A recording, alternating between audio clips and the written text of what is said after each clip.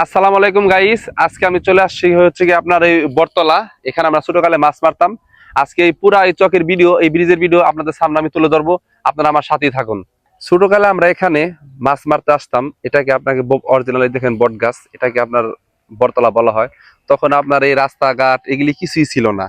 আমরা এই যে এদিক দিয়ে হচ্ছে কি আপনার ছিল ওই মাটির একটা রাস্তা ছিল, চিকনি রাস্তা দিয়ে আমরা আসতাম। তারপরে এই যে দেখুন এই জায়গাটা, এখানে সুতাপাড়া ইউনিয়নে আপনার হচ্ছে গিয়ে আইতে মাছ ধরে, যারা বাংলা ভাষায় বলে আমরা আইতে আইতে মাছ ধরতাম। এখানে ট্যাংরা পুঁটি দিয়ে আমরা পাতিলা ভুইরা ফেলাইতাম। আর আপনার ট্যাংরা মাছের কাটা খায় নাই এরকম লোক খুবই কম। তারপর হচ্ছে গিয়ে আমরা দেখেন, আপনারা আমার সাথে থাকেন, দেখবেন এই যে এদিক দিয়ে আমরা খুসনি জানলে আপনার ওই যে চকটা দেখা যাচ্ছে, আমরা ওই চকে যাইতাম। ওই চকে যাই আপনার মনে করেন এই খুসনি জাল দিয়ে আপনার পাতিলা ভুইরা ফেলাইতাম খুলসা পুঁটি ট্যাংরা দিয়ে। দেখেন অনেকদিন পরেই এখানে আসলাম এই জন্য আপনাদের দেখানোর জন্য। এই যে হচ্ছে কি আপনার ইট ভাটা, SBS ইট ভাটা, ইট ভাটার সাথে তখন ইট ভাটা এগুলি কিছুই ছিল না। এদিকে শুধু বন আর বন জঙ্গল ছিল, দিক দিয়ে কিছুই ছিল না।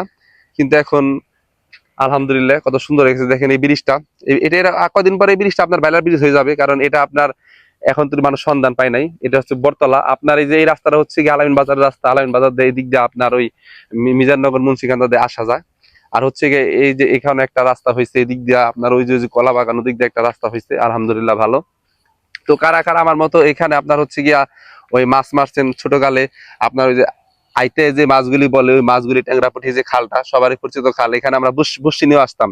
বসি নিয়েও আমরা এখানে আসতাম আপনার ওই এই ট্যাংরা মাছ ধরার জন্য। কারা কারা এখানে আপনার হচ্ছে গিয়ে আইতে মাছ ধরছেন আর খুচরি জাল দিয়ে মাছ ধরছেন আর আপনার হচ্ছে গিয়ে ওই বসিদা মাছ ধরছেন, সকলে আমার কমেন্ট বক্সে জানাবেন। আর হচ্ছে গিয়ে আরেকটা বিষয়টা হচ্ছে গিয়া সকালবেলা আমরা আসতাম, অনেক ক্ষুধা লাগতো। আপনার ওই অনেক দূর যে একটা দোকান পাইতাম।